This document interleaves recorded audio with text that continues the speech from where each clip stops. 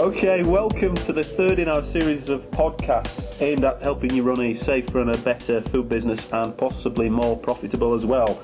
The subject of this podcast is food safety management systems, and I'm actually joined on the line by Nick Eastwood from the Safer Food Group. Nick, say hello. Good morning, how are you? Now, Nick, we might be struggling to hear just a little bit. Bear with Nick's slight echo because Nick is calling us from the States. Nick, what are you doing over there?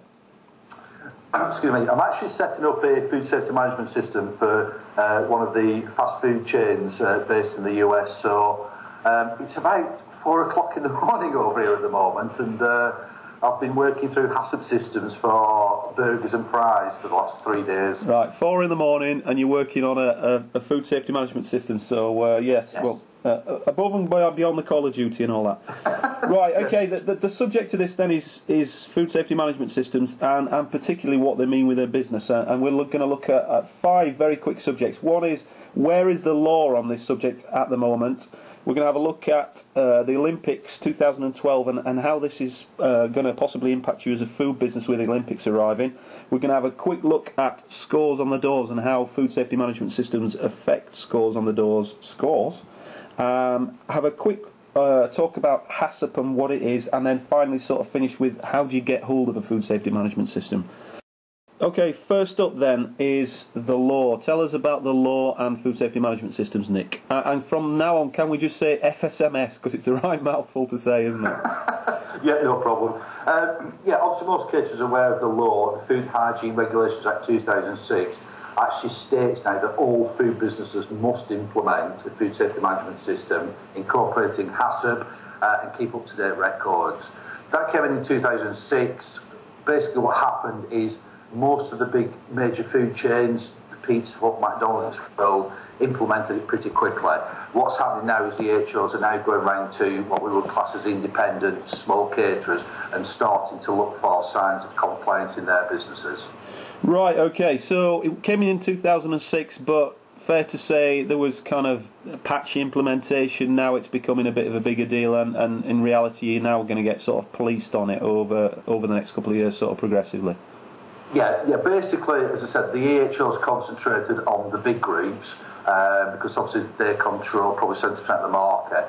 That's been done now. What they realised, looking at government statistics, is food hygiene offences and food poisoning issues actually increased since they've put this in place.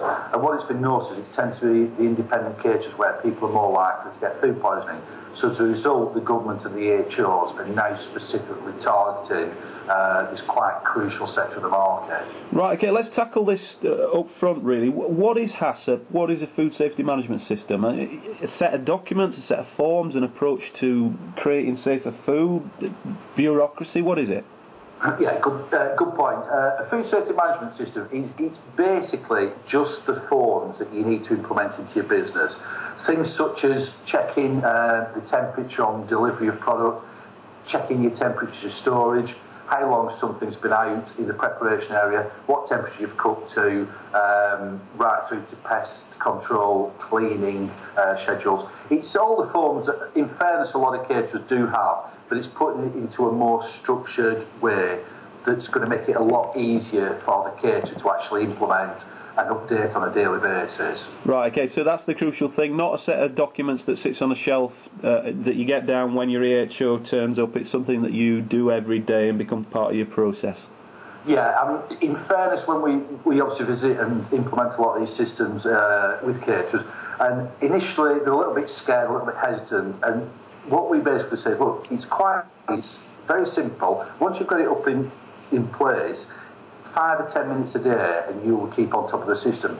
You're right, you can't just make one and just stick it on a shelf, and the HO will actually look for the fact that it's been an ongoing document that you're constantly filling in. Okay, tell me about HACCP then. What's HACCP about, and where does that fit with an FSMS? Okay, right. HACCP's obviously part of the system. HACCP basically stands for Hazard Analysis Critical Control Point.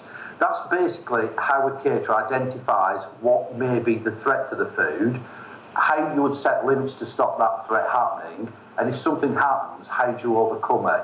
It's a learning system, so if you're cooking something for 2 minutes at 75 degrees. When you're actually probing it, you notice in the centre it's not come to the temperature they actually do need. It's what do you do then? Do you put it under and cook it longer? How do you monitor that? How do you make sure that it doesn't happen again?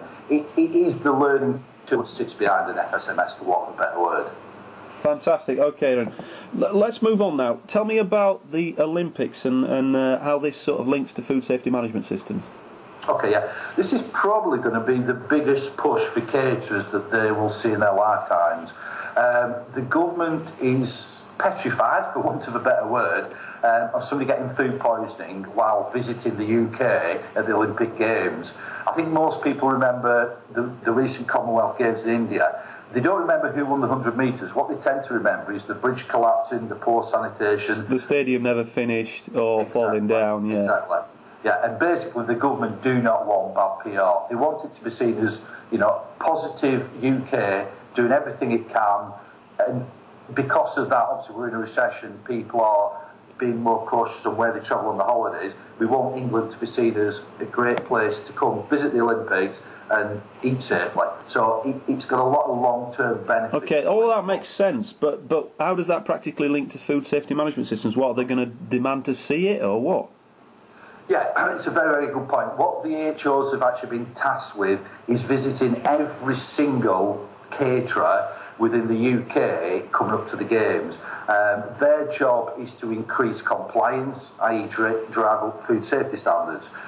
The reward will be things like scores on the doors of setting up an Olympic branded website. Visitors coming to the UK will be able to look on this site, and basically, if you get from 3 to 5 stars, you'll be featured on this website, and people coming to the UK can actually see that you're a good food business. If you don't get to those stars, you will not be featured on the website. That's interesting. Yeah, there's a massive potential earning. There's also a massive potential loss of earnings if you don't get your stars. Yeah, interesting. Any chance of getting that Olympic logo on the businesses that do comply or hit 3 to 5 stars then, or what's the sort of background to that? Yes, what they're looking to do, still firming up a few of the details of them all. What they're looking to do is, for example, a window sticker that shows that you're an Olympic-approved caterer, so it's safe to eat in the premises, which will be a fantastic thing to put on.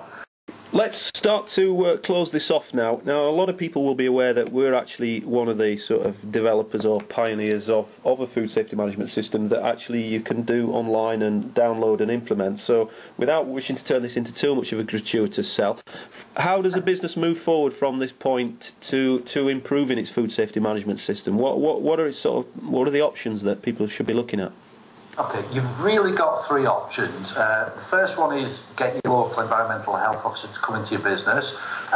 Good thing about that is they will sit in your business for 6 to 8 hours and help you set something up. Bad thing is most caterers do not want an EHO in the business for 6 to 8 hours. We're always a little bit worried that they may find something. Also, well, as the fact that they have got a lot of business to get around. If you ask, you may not get an EHO to come to visit you for so long. The opposite way is you can always go to local college and attend a 3 to 4 day face-to-face course.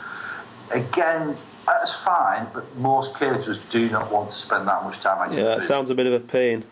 Yeah, well, absolutely, yeah.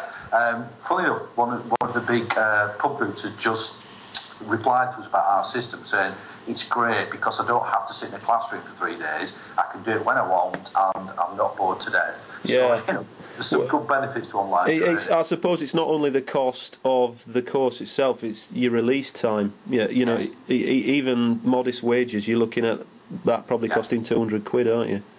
Yeah, you've got the cost of the course, you've got staff to replace you, and interesting, it doesn't actually do the system for you. When you get back to your visit, you've still got to set it up yourself. Yeah. No, it's an important point, is that. Obviously, there's online training systems available, and yes, I'm going to talk about ours, but there are online training systems out there that literally walk and talk you through it. Yeah. When you need a form, when you need a help guide, when you need a document, it's all there. You press a button. It literally walks and talks you from supplier at the back door through to front house, food out. The great thing we found when caterers are using it more and more is because of the time issue. They can literally spend an hour on it in the morning, an hour at night. You don't have to sit in the classroom for 3 times 8 hours. That's the big point of most caterers. So top line the options for us then. Option 1 is what? Get your EHO in, get a consultant in. Get your EHO in for 8 hours. Yeah. Not the best option to most caterers. Go and spend 4 days on a course and then go back to your business set up yourself, or purchase an online product and do it in your own time. That's really the 3 main options. So have a Google around that subject, and if you want to have a look at our system, which we're kind of proud of, scoring some pretty good feedback now, it's www.thesaferfoodsystem.com. Nick, let's wrap this up now. Thank you very much for joining us. What is it, about 4:30 in the morning now? Yes, and I'm looking forward to my bed by the second. You'll be up for breakfast in a couple of hours. Nick, thanks for joining us from the States. Best of luck with that food safety management system you're working on, and we'll see you for the next one. Pleasure. Thanks, Johnny.